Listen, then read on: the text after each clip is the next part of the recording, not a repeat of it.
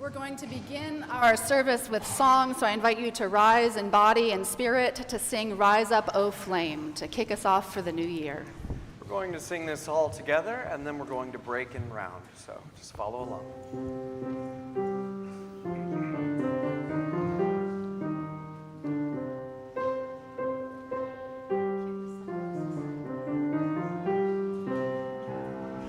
Rise up, O flame, by thy light glowing, show to us beauty, vision, and joy. Again. Rise up, O flame, by thy light glowing, show to us beauty, vision, and joy. Rise up, O flame,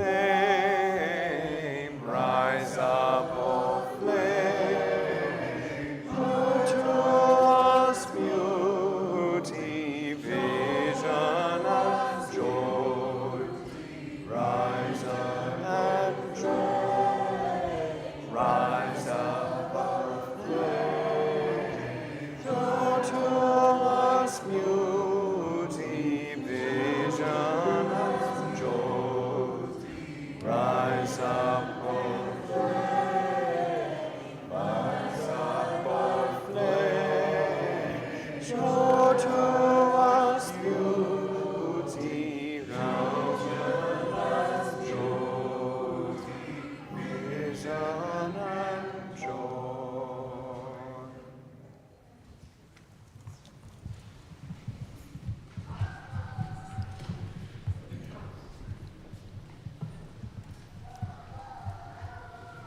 Let a Powerful Wind Blow by Julian Jamaica Soto. Let a powerful wind blow, let it stoke the holy fire that burns inside your chest. And you must be the one to sweep the hearth, to gather ash. You must make room for the flame to rise. Take away the sodden mass of lacking care, of casual exclusion, easy ableism. Let a powerful wind blow, let it stoke the holy fire. Let the light fall across your beloved face, the same one that sometimes makes mistakes. Let it show you more, a way forward together. Songs of dignity, refrains of peace. Can these bones live? They rise, they live, they dance. We cannot live as less. Let a powerful wind blow. Let it stoke the holy fire. This is how our hearts do burn. We are here this morning to burn brightly together into the new year here at the Unitarian Society. We are here to look at the turning of the seasons with our annual Burning Bowl service, a very special service in the cycle of the year. And for those of you here in the service, there'll be instructions that will come your way. For those of you joining us at home, if you'd like to grab a pen or paper and pencil, and if you want to have a bowl to burn it in at home, or a bowl of water will also work if that's safer where your situation is. We come together this morning as one intergenerational community. This is an all-ages service to start off the new year together. There is childcare for our littlest ones down in Starr King. At any point, you can move down into childcare and come back into the service. But we also have activities here with Janie up on the rug. If listening to the words gets a little too hard to sit still, any age is welcome to join Janie up here on the rug. And then we are all going to get a chance to participate in our burning bowl ritual together at the end of the service. I am the Reverend Julia Hamilton, and I am delighted to be with you here this morning at the Unitarian Society of Santa Barbara, here in this loving community of seekers who strive to live with integrity, nurture wonder, and inspire the actions that transform us and transform the world. I extend a special welcome if you are visiting with us this morning, if you're friends and family near and far, those of you joining us in our online sanctuary, we would love to get to know you as well. There's a connection card in your order of service or in the link in the chat. You can stop afterwards for coffee and conversation, or tea if that's your preference, in Parish Hall, or stick around online to chat together there as well. We have a lot of things coming up in the new year here at the Unitarian Society, and I want to highlight just a few. We are going to be starting a new evening worship service with our ministerial intern, Carolyn Bierke, and I working together on a Taizé-style service. This is something we've done in years past, and we're picking it up again on the 14th. It's a Tuesday evening at 6 o'clock. It's a contemplative service. It's simple chants that are easy to learn. There'll be candlelight, there'll be quiet, there'll be some readings. It's very simple, but it's sort of a chance to recenter, to sing together, to give yourself and your spirit a break in a busy and tumultuous world. So I encourage you to check out the Taizé service. We'll be doing them monthly through June with Carolyn and I. We also have an opportunity coming up on the Saturday the 18th, speaking of a tumultuous world, to do a bystander intervention training. This is an opportunity to practice real-world skills about how we can be there for each other when we see bullying or harassment or harsh treatment out in the world. So if you've ever wondered what you can do to help keep your neighbors safe, to help build the kind of caring community we want to be a part of, the bystander intervention training on the 18th is a great way to get some practical help doing that. It's also Martin Luther King weekend. There are all kinds of activities happening around the city. This is a great way to practice living into that legacy of community care that honors his work. You'll be getting a link to sign up for that this week. So if you're not already on our email list, this is a great reason to give us your contact information so we can get you connected to that. I encourage you to read those Friday emails. We have ongoing groups. We have our Alliance meeting that happens once a month on Fridays. We have a young adults group. We have a youth group. We have our connection circles, our small groups starting up their new session soon. So whatever ways you want to get connected to this congregation beyond Sunday mornings, I invite you to take a chance and try something new as we head into the new year. There is a lot going on as we head into 2025. So I invite you now to take a breath, to settle yourself wherever you are. Allow yourself to be fully present in this moment, the sounds of life in the sanctuary and in the world all around us, as we ring our bell and let the sounds connect us.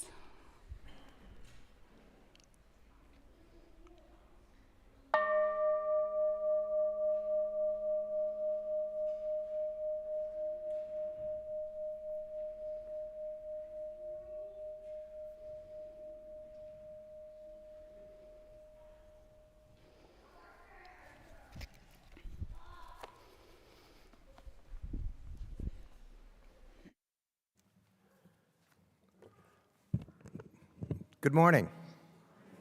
Now, to kick off the new year, Reverend Julia will assist in the chalice lighting. And our chalice lighting is by Daniel Handler, the Eretz Elevator, the Lemony Snicket series. If we wait until we're ready, we'll be waiting for the rest of our lives.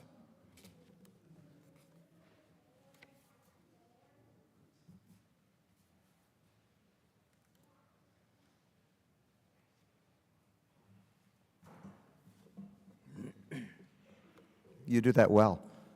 We have a job for you.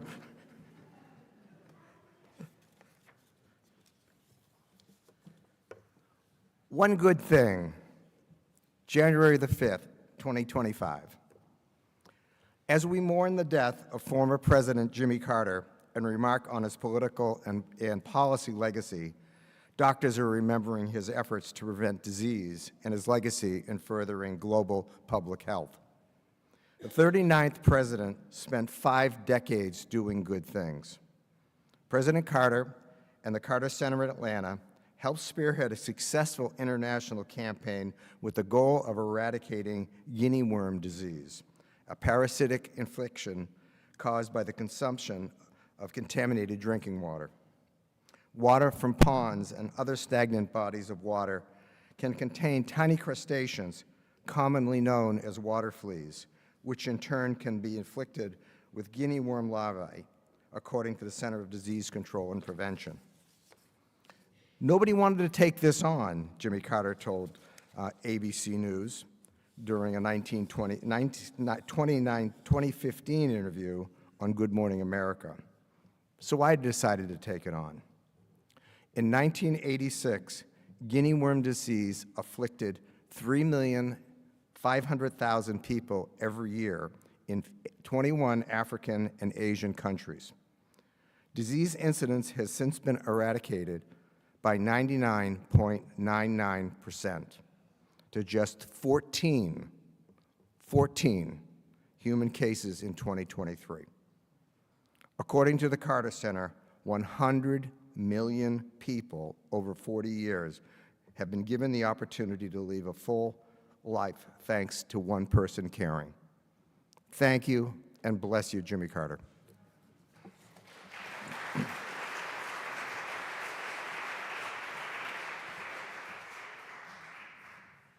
Not only is this the first Sunday of the new year, it is also the first Sunday of January, which means that we do the same thing we do every first Sunday of the month, celebrate those of you who are celebrating birthdays in January. So this is an opportunity for all of you who have January birthdays to come on forward. If you want to just join me up here, if you were born in January, we're going to ask you just to introduce yourself with your name.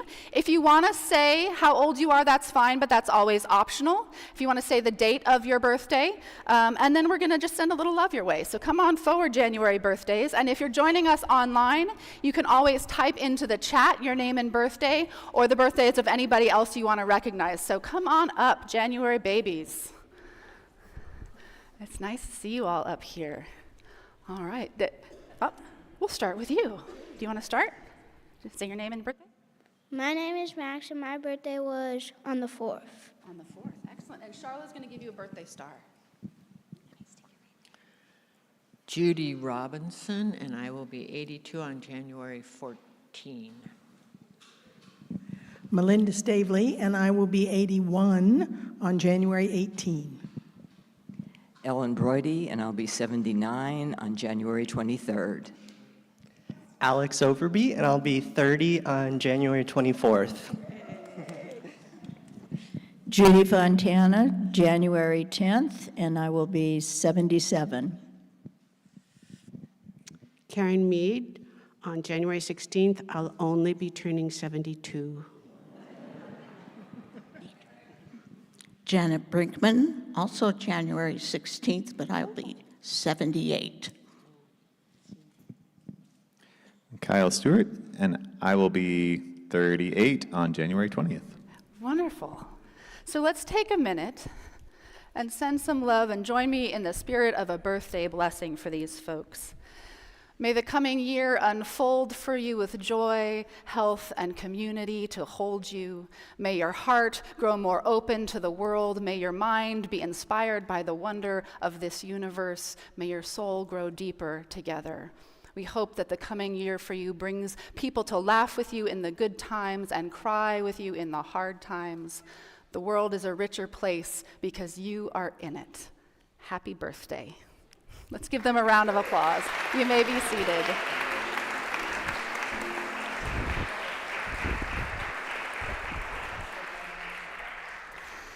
We are going to sing together one more time as I throw the microphone to the floor.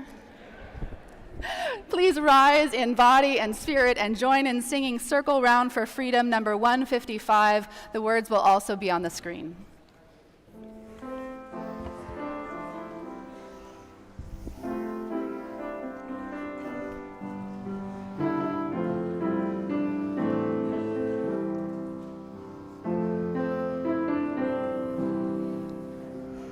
Circle round for freedom, Circle round for peace, for all of us imprisoned.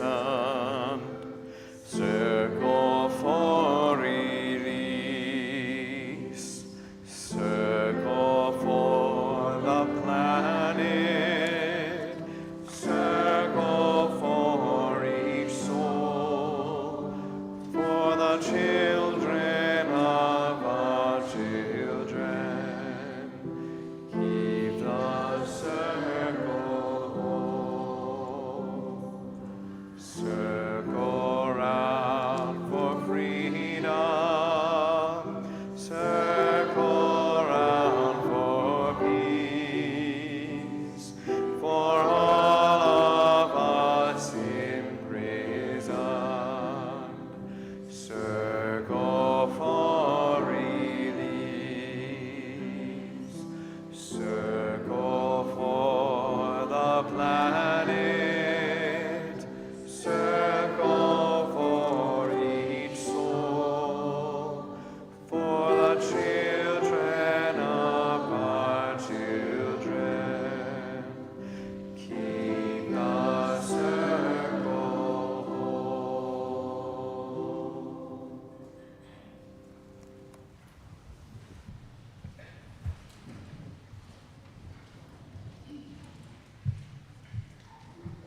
Good morning and Happy New Year, everyone. This is the time in our service for a story. I see some people ready to come up. If you are a kid or a kid at heart and you like to sit on the steps, come join me up here for our story. Here they come. And right after the story, you can come on over and do some activities on the rug with Janie over here. Come on up. Wonderful. Our service this morning is centered around fire. So in a little while, we're all of us are going to be invited to participate in a ritual called the Burning Bowl, which I think you guys are really gonna like. And you'll hear more about that in a bit, but first, I want to talk about an important flame we light every Sunday at the beginning of our services. our chalice. I have a story about how the flaming chalice became the symbol for Unitarian Universalism. In the dark nights and even darker days of World War II, guns blazed all over Europe and airplanes dropped bombs from the sky. Many people tried to escape the war, and these people were called refugees. Some Unitarians in the United States decided to help the refugees and formed a group called the Unitarian Service Committee. The committee members went to Europe to help bring refugees safely out of the war. But the refugees came from many different countries, and they spoke many different languages, like German, or Yiddish, or French, or Italian, or Polish, or Hungarian. Most of the refugees did not speak English, and most of the Unitarian committee members only spoke English. How could the Unitarians explain to the refugees that they were there to help? Well, in 1941, Dr. Charles Joy, who was in charge of the Unitarian Service Committee, asked an artist named Hans Deutsch to create a picture, a symbol everyone could recognize no matter what language they spoke. Without using words, the symbol would have to say, "We are here to help you." Well, Mr. Deutsch understood why a picture would be helpful. He was a refugee from the war, too. He had come from Austria to Portugal. In Portugal, people speak Portuguese, and Mr. Deutsch was used to speaking German. So using pencil and ink, he made a drawing of a chalice with a flame surrounded by a circle of protection and love. The picture gave the message of hope, freedom, and love that the refugees were looking for. And this is what the original one looked like. And Julia, maybe you can pass it around to the kids, and it might be up there? Good. Then many years after World War II, the Universalists joined the Unitarians to form the Unitarian Universalist Association, and people started to draw the symbol with 2 circles instead of 1. One circle is for the Unitarians, and one circle is for the Universalists. The circles are connected, just as Unitarian Universalists believe that all of us are connected. Today, all over the world, Unitarian Universalists light chalices. We light a chalice on Sunday mornings in worship, in our RE classes, and at other times when we gather together. Some families light chalices in their homes during meals or on special occasions. And now chalices come in lots of different shapes, sizes, and colors, just like Unitarian Universalists. The flaming chalice was drawn more than 80 years ago, and it is still a symbol of freedom and hope and light. And it is our symbol, a symbol of welcome and love. And that is our time for all ages. You can all join Janie over on the rug for some activities for now. Thank you, Charlotte.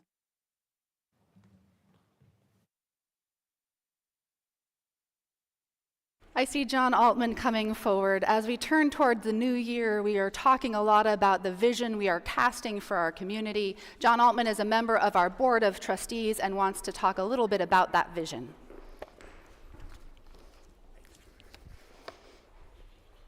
Good morning. So I'm John Altman, a member of your Board of Trustees, and I'd like to speak for a few minutes this morning about the USSB strategic plan.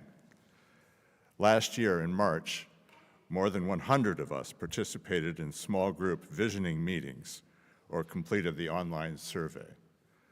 The vision team analyzed and collated the 500 data points which resulted, and 3 major priorities emerged. Aaron Wilson created this beautiful poster for the strategic plan. Building community, we envision a campus that is a safe and welcoming home for people of diverse ages, backgrounds, and identities. We envision a trusted location for building community partnerships that reflect our values of love and justice. We envision a campus that inspires joyful and meaningful social connections.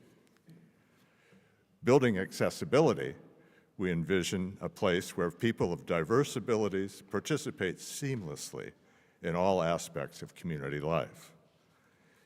We envision using technology in ways that improve access and build community. Building resilience, we envision a campus equipped with sustainable facilities that allow us to be of service in times of crisis.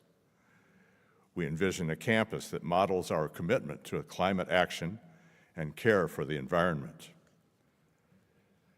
We envision our campus as a sanctuary that sustains the spiritual and physical well-being of the community.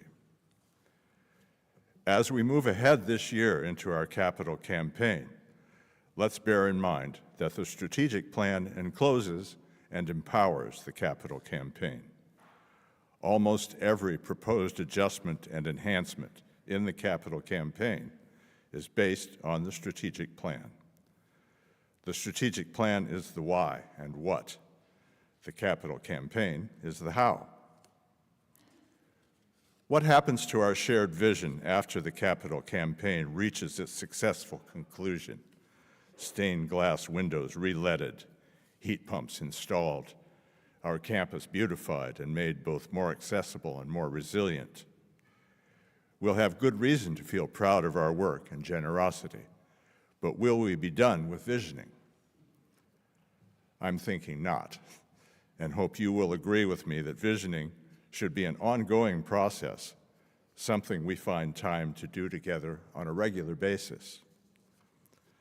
This seems particularly true when we look at the community piece of our strategic plan. These goals are perhaps the most important, but also less concrete than providing wheelchair access to the courtyard or adding to our array of solar panels. It will be harder to say when we accomplish, for example, the vision of building community partnerships that reflect our values of love and justice. Excuse me for stating the obvious, but that will be, or should be, an ongoing effort to engage with community organizations outside of our immediate, beloved Unitarian community. Last year, USSB hosted participants in the Peace and Dignity Run and also tabled at the Dia de los Muertos observance at Ortega Park. Community groups such as AHA, Freedom for Youth, and Lisa's Place meet on our campus already, a good beginning. So the strategic plan informs the capital campaign, but won't end there. We have done ourselves the great favor of creating a shared template for our actions. Talk about a bridge to the future. Thank you.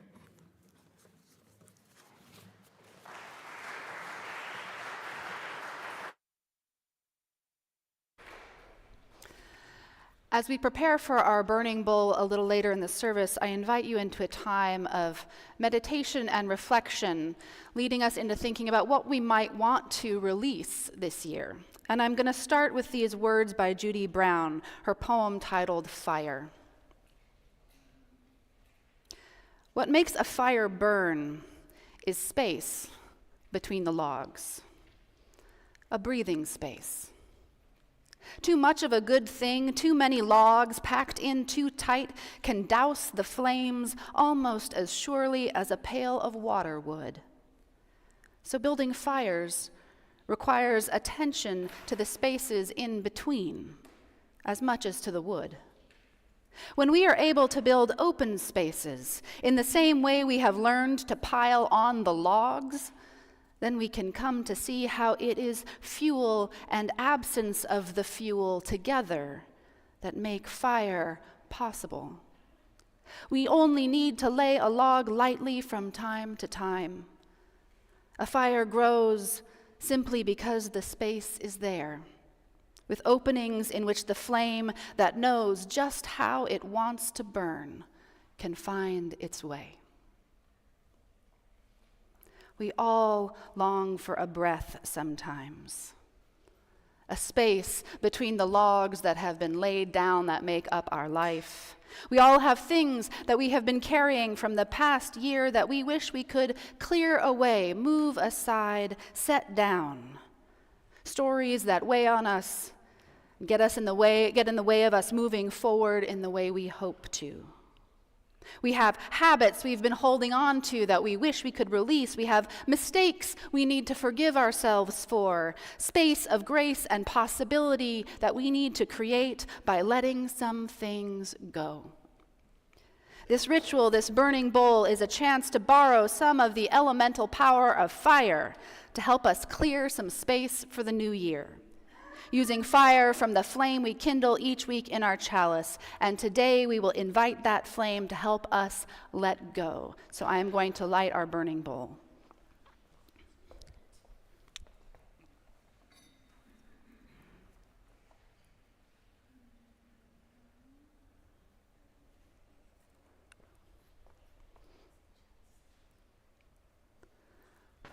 Some of you may have noticed that requires fuel as well as space and oxygen. So we have fuel in this lamp. I think this lamp might be out.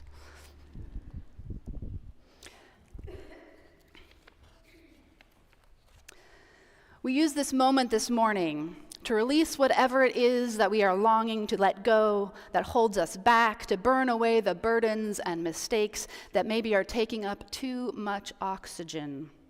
The fears that keep us small. We long to breathe more freely, clear the ground in preparation for something new to emerge. We can use this moment to imagine what might happen, who we might be, if we allowed ourselves to let go like that. Release some of our fears so that we can live and love more fully in this year to come. So I invite you to take just a moment to listen to yourself, to pay attention to your body. Maybe just settle yourself comfortably where you are. You can close your eyes if you want. Hold your hands open in your lap. Pay attention to the way the last year lives in your body. You lived through it. You carry it with you. Listen to what is restless within you. Find those places where you're carrying tension or holding tight. Where does it feel heavy? Where does it feel light? What is waiting to be set free within you?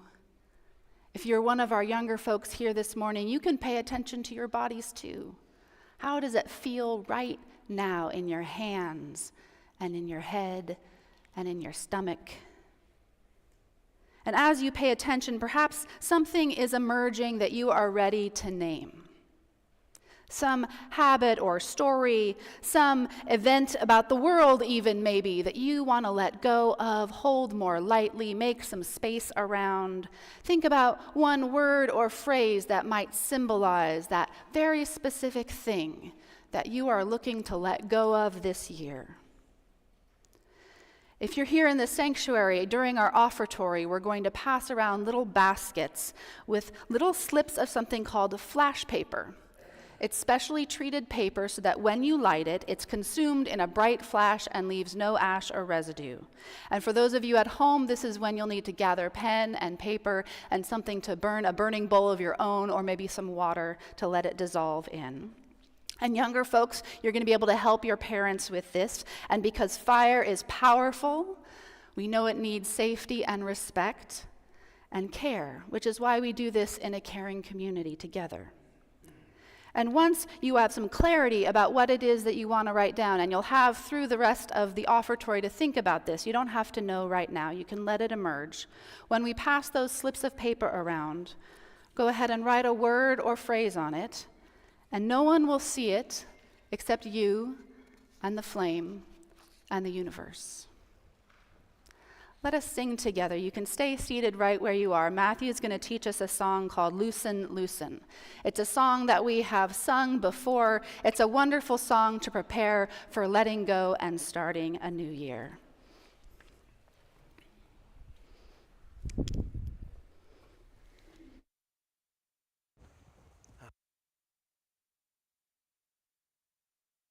Hello, everyone. So I'm going to teach you this song in parts. Some of you may already know it. So repeat after me.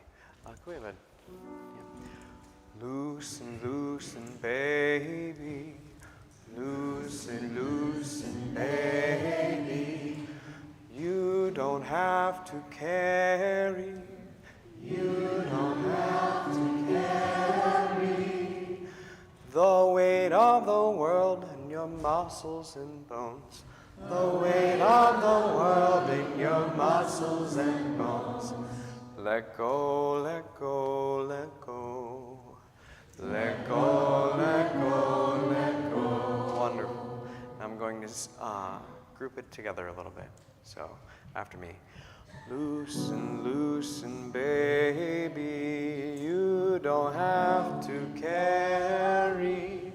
Loosen, loosen, baby. You don't have to carry. Again. Loosen, loosen, baby. You don't have to carry. And then the next part. The weight of the world in your muscles and bones. Let go, let go, let go. The weight of the world in your muscles and bones. Let go, let go, let go. The weight of the world in your muscles and bones. Let go, let go, let go. Let's try that whole section. Ready? Loosen. Loosen, loosen, baby. You don't have to carry the weight of the world in your muscles and bones. Let go, let go, let go. Lovely. The other half is holy breath and holy name. Will you ease this pain? Holy breath and holy name. Will you ease this pain? Let's do the first half of that. Holy breath and holy name. Again. Holy breath and holy name. Second part. Will you ease this pain? Will you ease? Will you ease this pain? From holy breath. And holy breath and holy name.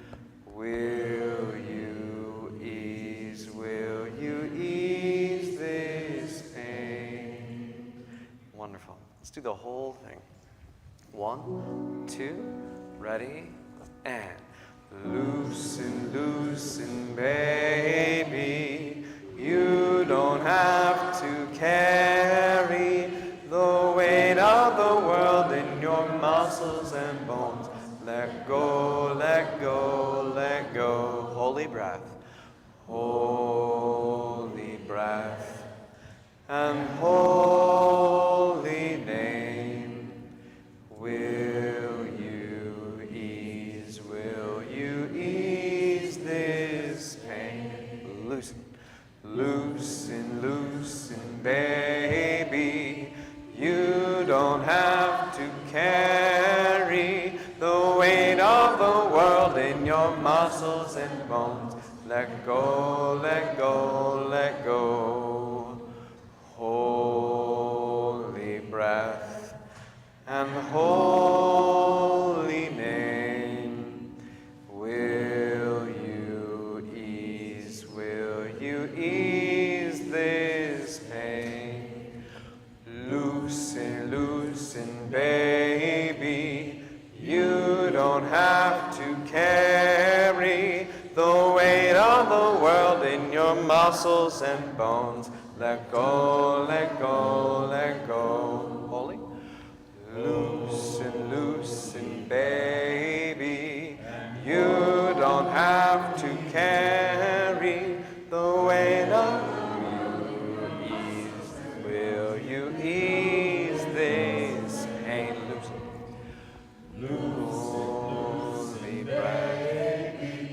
and holy Mary, the weight of the world in your muscles, will you ease this pain?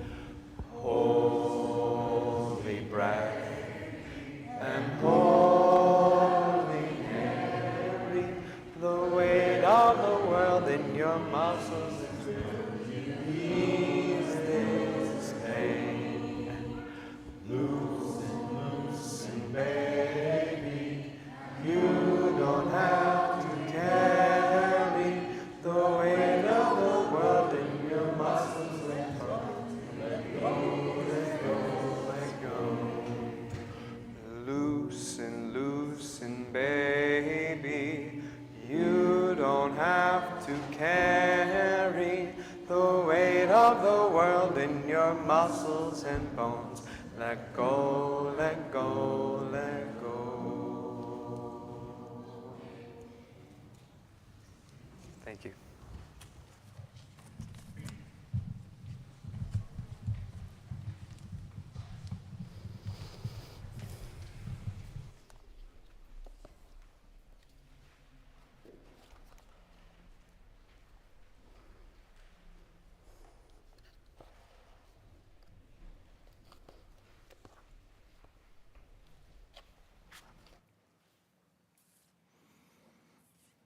For some, it seems like just yesterday. 1980 was not a good year for many in America. The average 30-year mortgage rate was 16.64%. Unemployment was approaching 10%, and our embassy staff in Iran had been held hostage for 444 days. It was said we were suffering from a crisis of confidence. That November, President Jimmy Carter lost the presidential election by over 8 million votes and an electoral college count of 489 to 49. So too, it was not a good year or a good day for a soon-to-be former president. So on January 20th, 1981, he and First Lady Rosalind could have left the White House for their home in Plains, Georgia, and a life of leisure.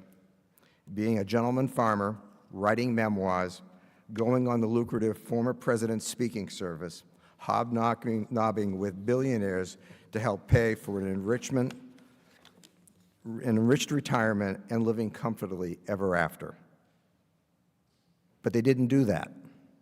Instead, for the next 40 years and 5 decades, Jimmy and Rosalind Carter lived simply and threw themselves into the work of making the world a better place in so many ways. Eradication of debilitating diseases, providing clean water around the world, building houses with Habitat for Humanity, assisting in calming global hotspots in Bosnia, Eritrea, Sudan, and on and on. Now, I'm pretty sure Jimmy Carter did not participate in our traditional burning bowl ceremony on January 19th, 1981, but he lived up to its principles as if he had. He turned the page on his last chapter and opened up a world of new opportunities for his next. On my much, much smaller scale, there are many things that I had hoped would have gone different in the past year. Some of them I had control over, and others I did not.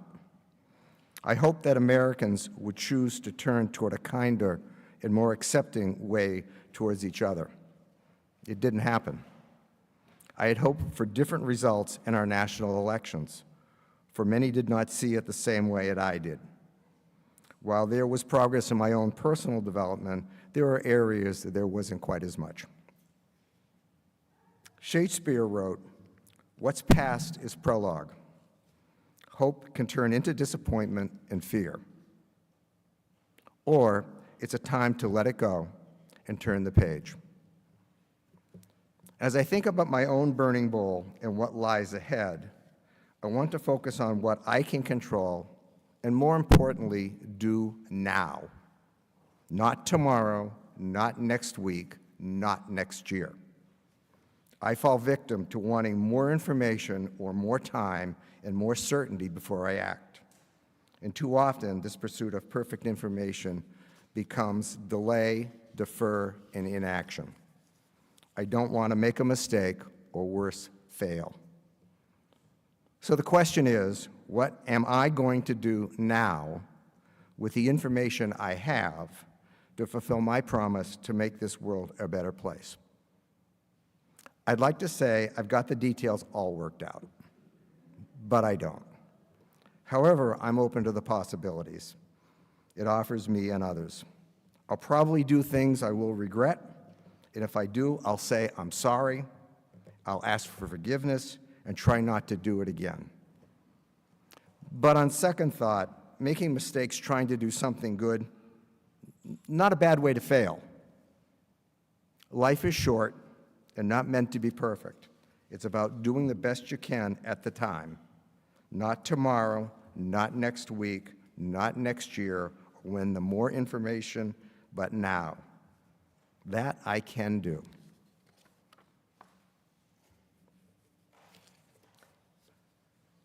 January's offering will be for Sumi Nungwa.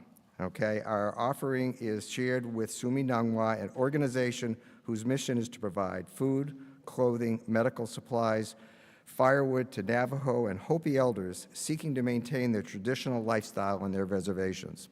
We've been doing this for more than a dozen years. We have a mission trip that happens usually in the spring with a lot of our young people. Many of you here may have participated in it as well. It's a fabulous program. So we will be doing this for January. Please give generously starting today. This is now. And I'd like to have you join me with our offering of gratitude and giving. Let us be grateful when we are able to give, for many do not have that privilege.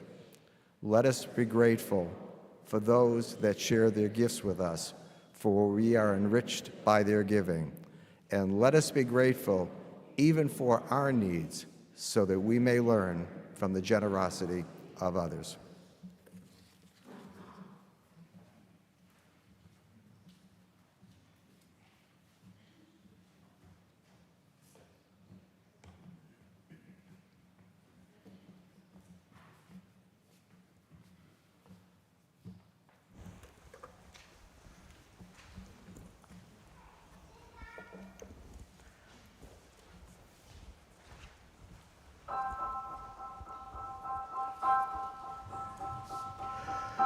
You can be amazing, you can turn a phrase into a weapon or a drug.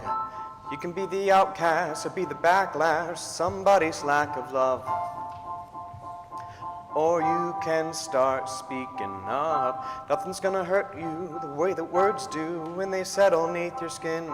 Keep on the inside, no sunlight, sometimes the shadow wins. But I wonder if you say what you wanna say, and let the words fall out. Honestly, I wanna see you be brave with what you wanna say, and let the words fall out. Honestly, I wanna see you be brave.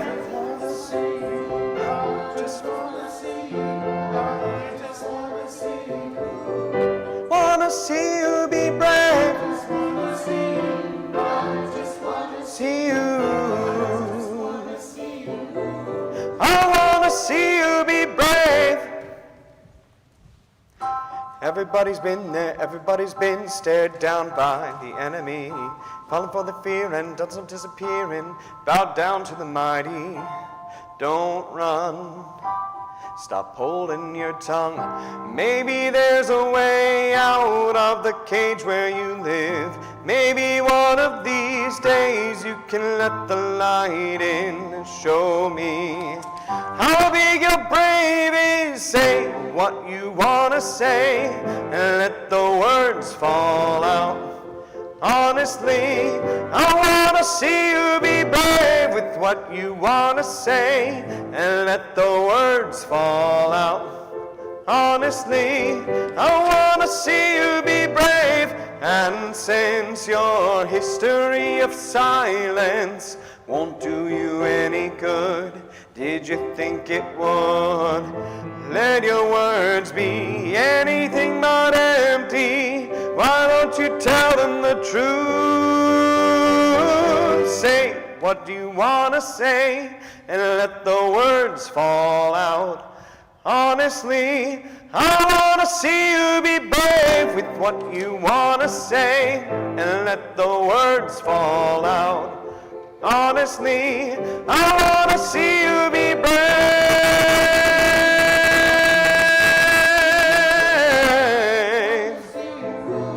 I want to see you be brave.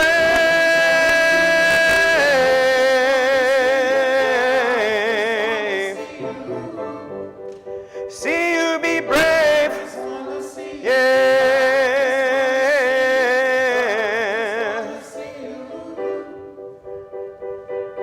I just want to see you. I just want to see you. I just want to see you.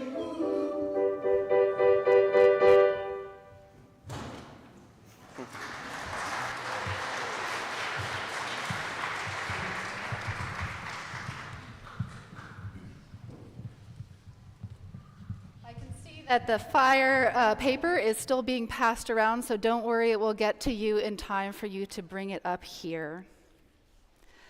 Fire conjures something elemental within us. There is courage required to come forward to this burning bowl.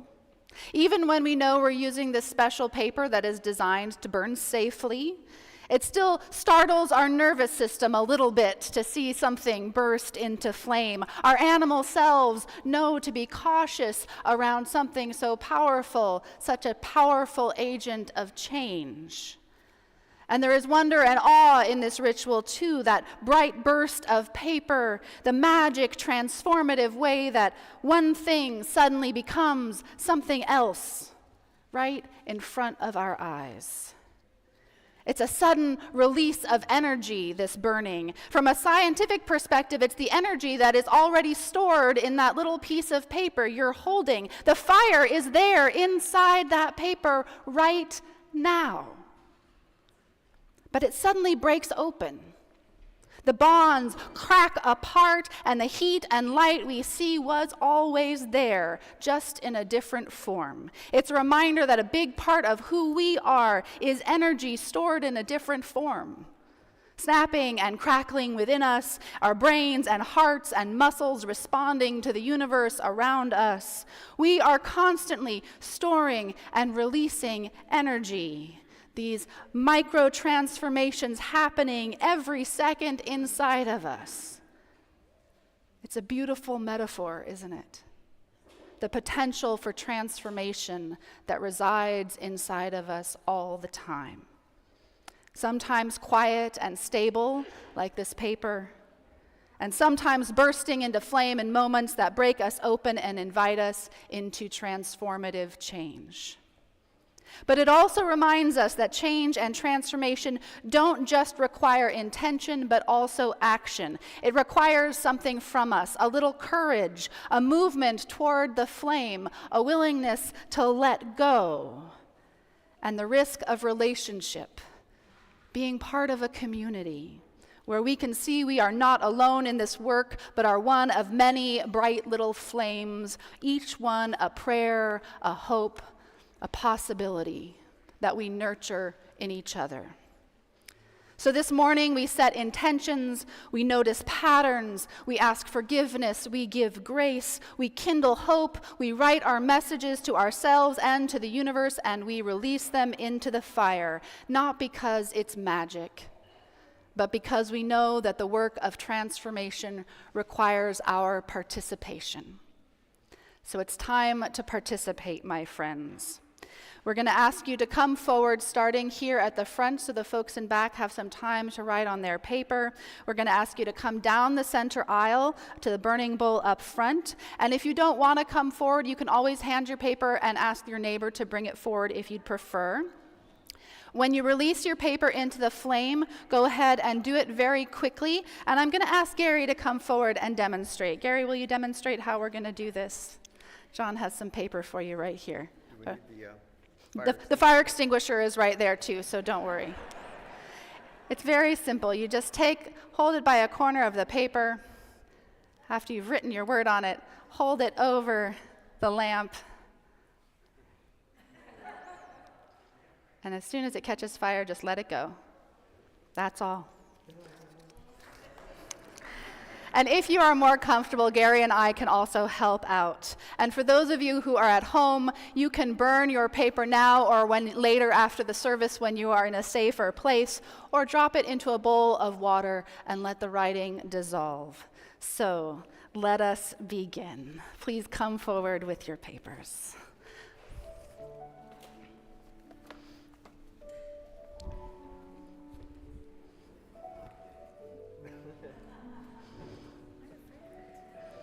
You got this.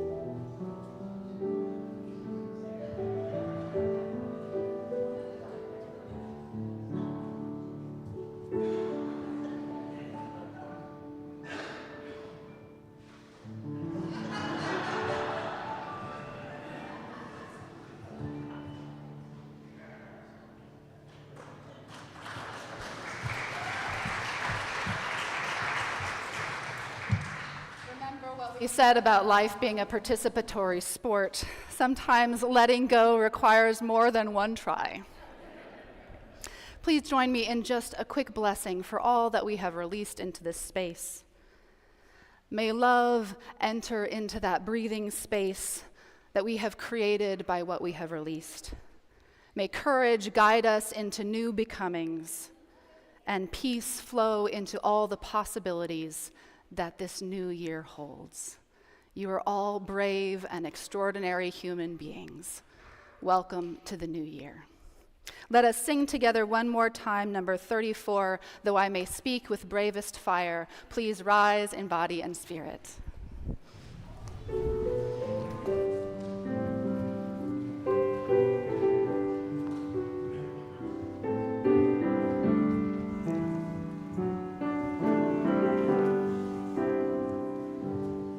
I may speak with bravest fire and have the gift to all inspire and have not of my words are vain as sounding brass and hopeless gain.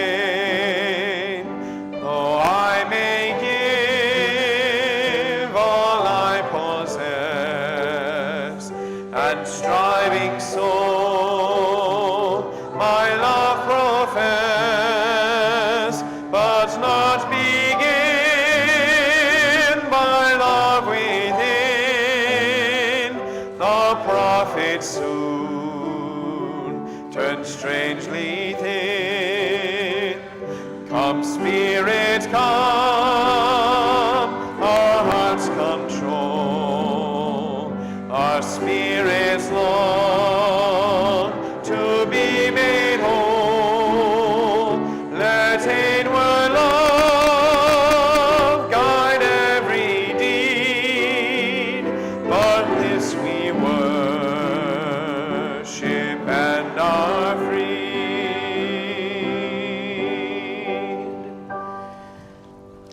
So I invite you to stay right where you are, and if you want to put your hands over your heart, or if you have permission to hold hands with the person next to you, come on in here, Gary, or just hold your hands open wherever you are. And as you go out into this bright new year, this beautiful and heartbreaking world, may the light of love shine upon you, out from within you, be gracious unto you, and bring you peace. For this is the day we are given. Let us rejoice and be glad in it. And let us call out a blessing.